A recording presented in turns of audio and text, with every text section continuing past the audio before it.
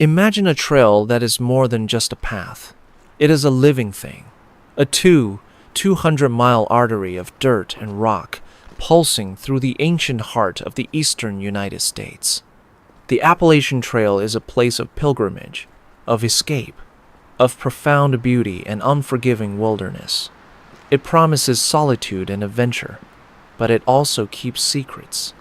For 10 years, it held the secret of what happened to Scott Lundy and Jean Markley, a story that began with the bright promise of a weekend adventure and ended in a place where modern tragedy became entangled with something far, far older.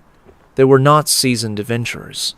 Scott, at 28, was a librarian whose quiet demeanor masked a sharp, inquisitive mind. He saw the world through the ordered lens of the Dewey Decimal System, yet he craved the unstructured chaos of nature. Jean, 26, was an elementary school art teacher who found inspiration in the dappled light of the forest floor and the vibrant hues of wildflowers. They were in love, the kind of easy, comfortable love that is built on shared laughter and future plans. Their disappearance was a baffling paradox. They had planned a simple, 3-day hike along one of the most popular and well-documented sections of the trail in Virginia, culminating at the breathtaking vista of McAfee Knob. They were equipped, prepared, and entirely ordinary. Yet, on a mild autumn weekend, under a sky of brilliant blue, they walked into the woods and were never seen again. They vanished so completely that it was as if the ancient mountains had simply swallowed them whole, leaving behind only a void of unanswered questions. The plan was meticulously simple, a testament to Scott's methodical nature.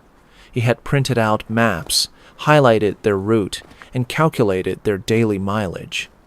They would park their modest blue sedan at the designated trailhead on a Friday morning, hike north for a day and a half, camp for 2 nights, and emerge on Sunday afternoon just in time to drive back to their small apartment and have brunch the next day with Jean's sister.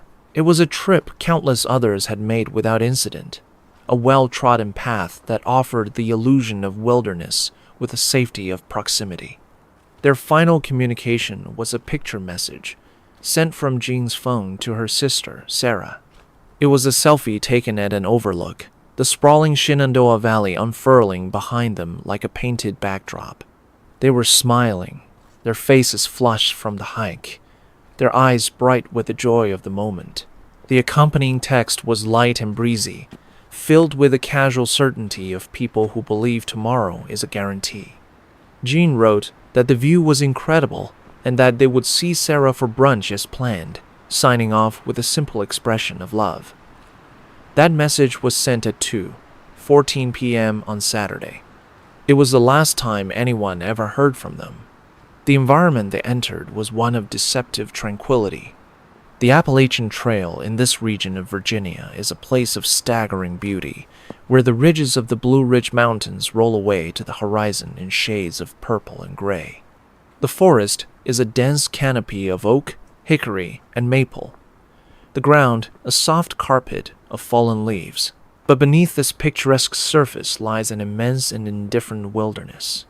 The woods are vast, the terrain rugged and unforgiving in places, filled with hidden hollows, steep ravines, and a disorienting sameness that can easily confuse the unwary.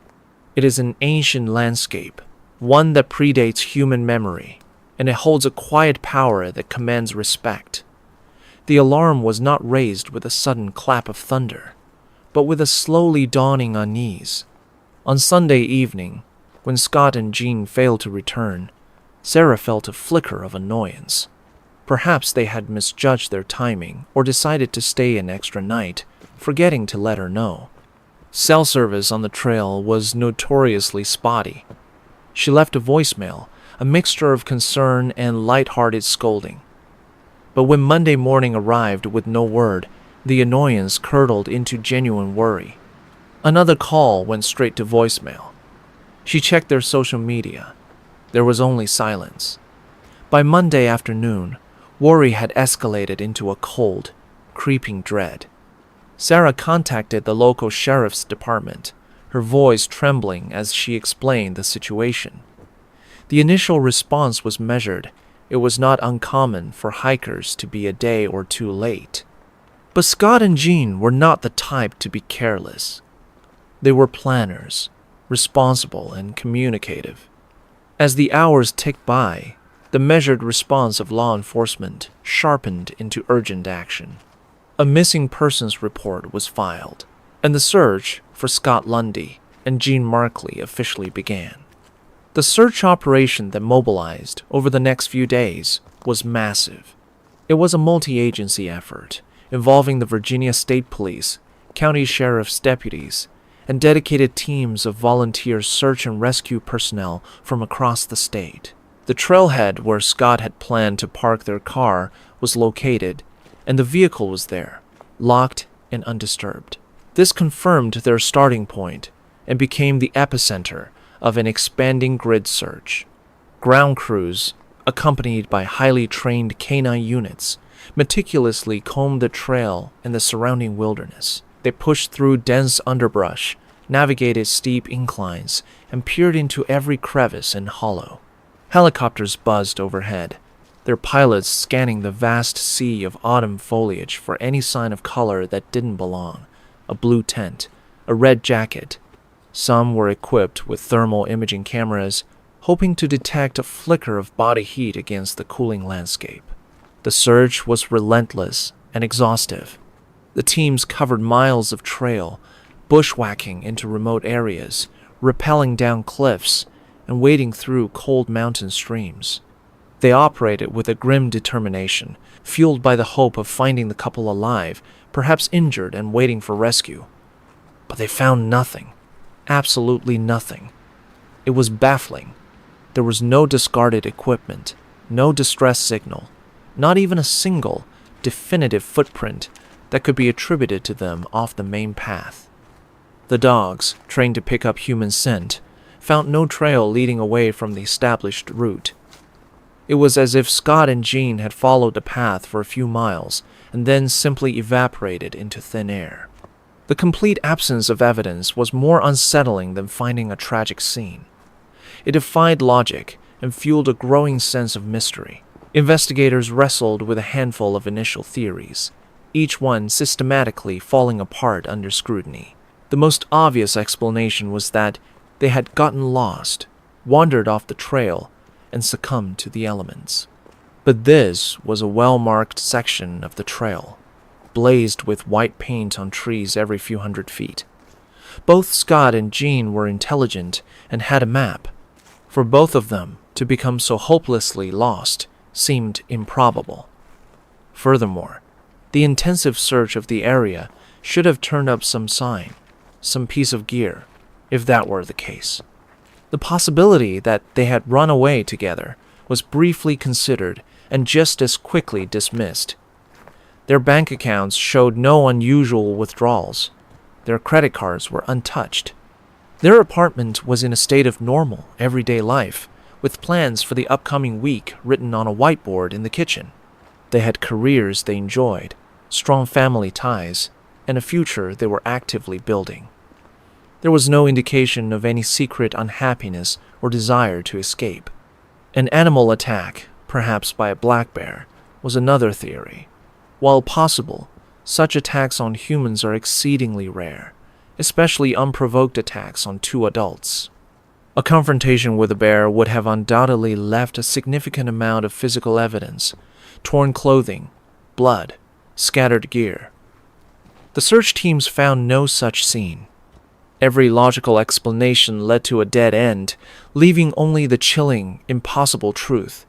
Scott and Jean were gone, and no one knew how or why. Weeks turned into a month, and the large-scale search was gradually scaled back.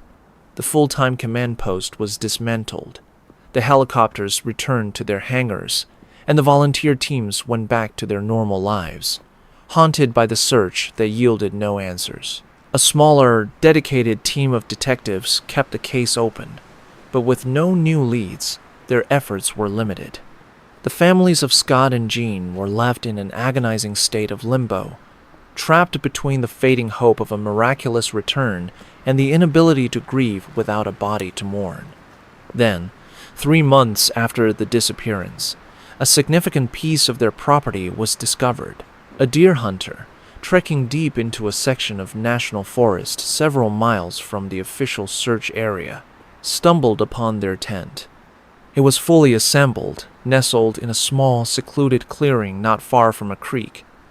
The discovery sent a jolt of electricity through the investigation. Hope, which had all but withered, was violently rekindled. Perhaps this was the clue that would finally break the case open. But the scene at the campsite only deepened the mystery.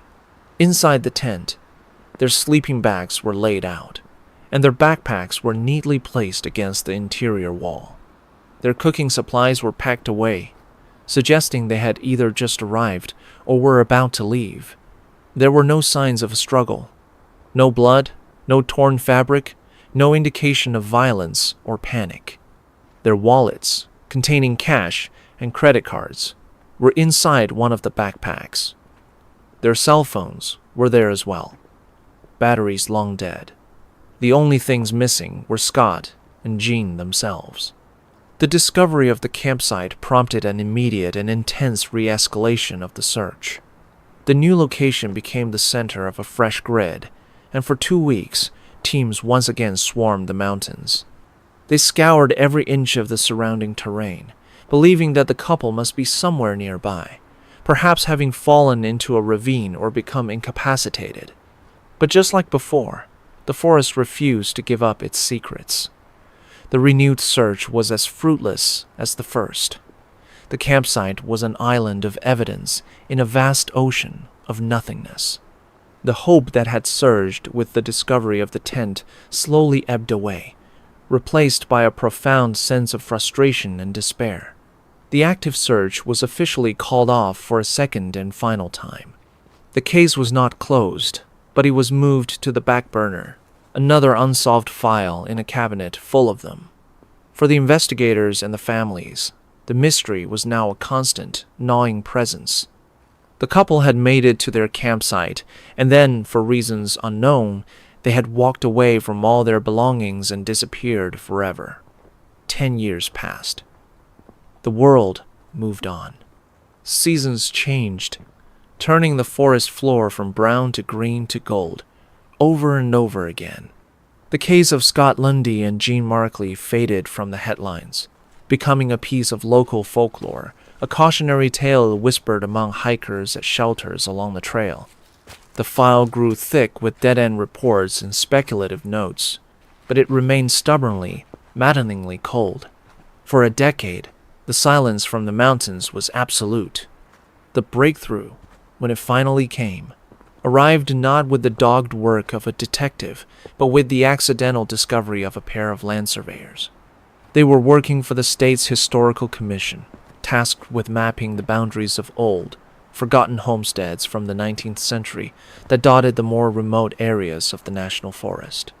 Their work took them far from any established trails, into areas that had likely not seen a human footprint in generations.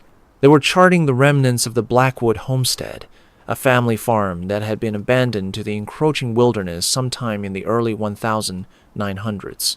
Following an old, crumbling stone wall, one of the surveyors noticed a depression in the ground, nearly hidden by a thicket of overgrown rhododendron. Curious, he pushed through the branches and found a rectangular hole lined with mossy stones. It was the collapsed opening of an old root cellar, a common feature of Appalachian homesteads. As he shined his flashlight into the dark opening, the beam caught on something pale at the bottom of the rubble-strewn pit. It was not a rock.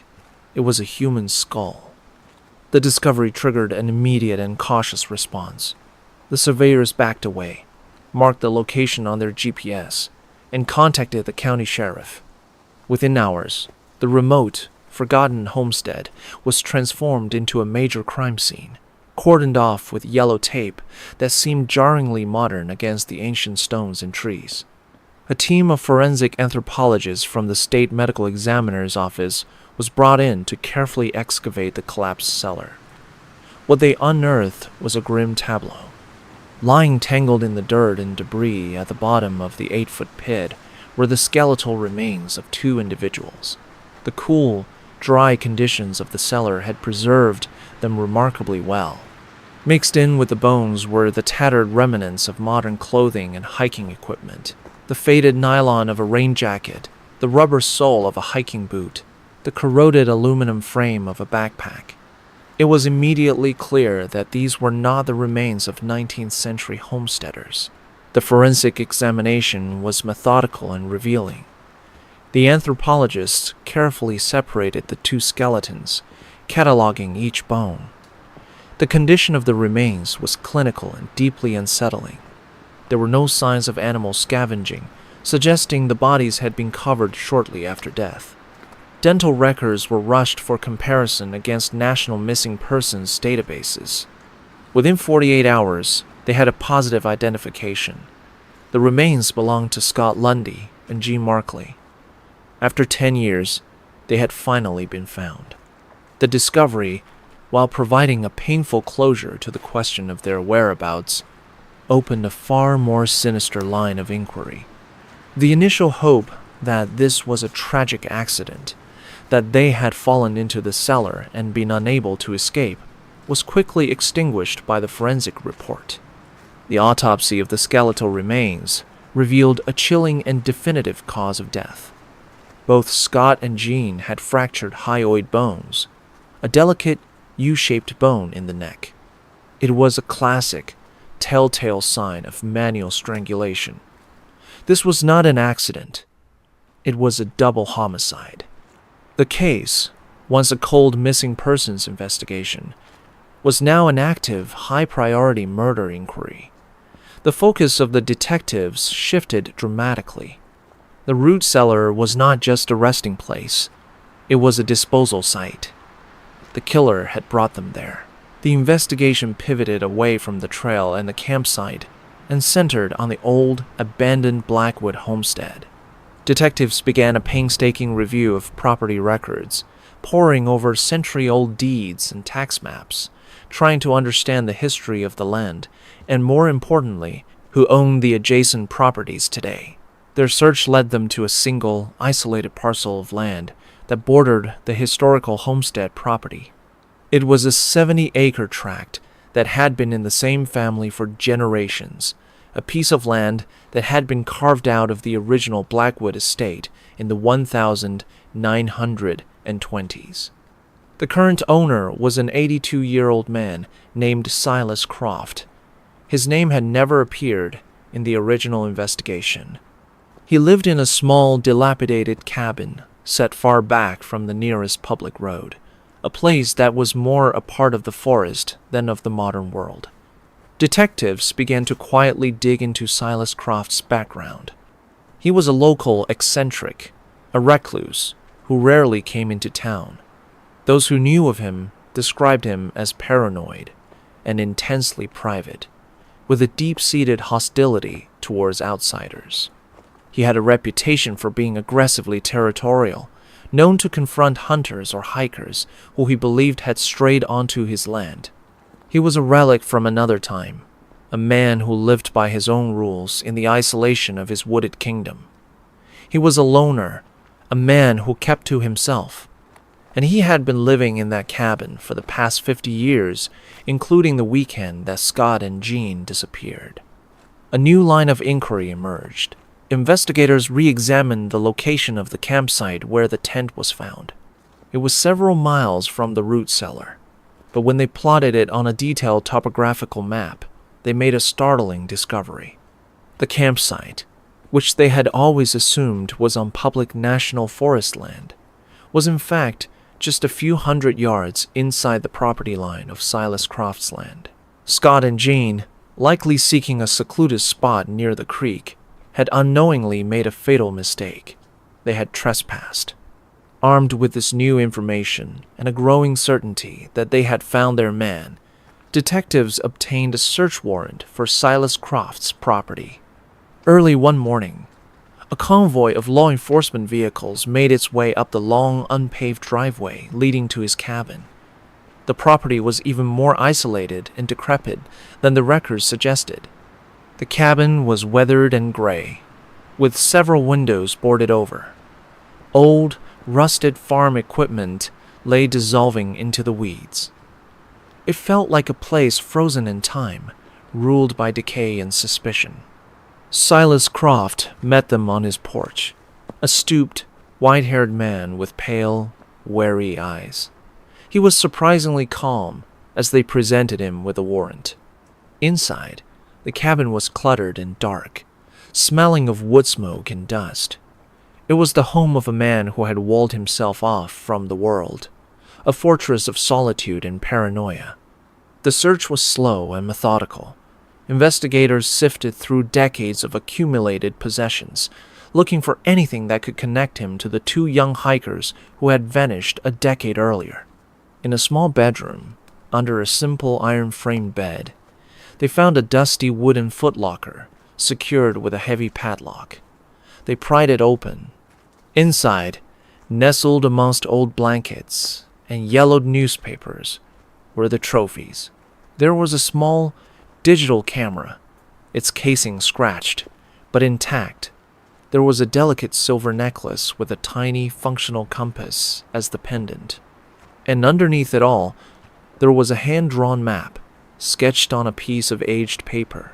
It was a crude but accurate map of Silas's property, showing the location of his cabin, the creek, and the old stone walls of the forgotten homestead next door. Near one of those walls, he had drawn a small rectangle. Inside the rectangle were two small, carefully inked X's. In the corner of the map, he had written a date. It was the date Scott and Jean had disappeared. Faced with the irrefutable evidence found in his home, Silas Croft was taken into custody. At the sheriff's department, sitting in a sterile interrogation room, the old man's composure finally broke. He began to talk. His confession was delivered in a flat, emotionless monotone, a cold recitation of events that chilled the seasoned detectives to the bone. There was no remorse in his voice, only a strange, detached sense of justification.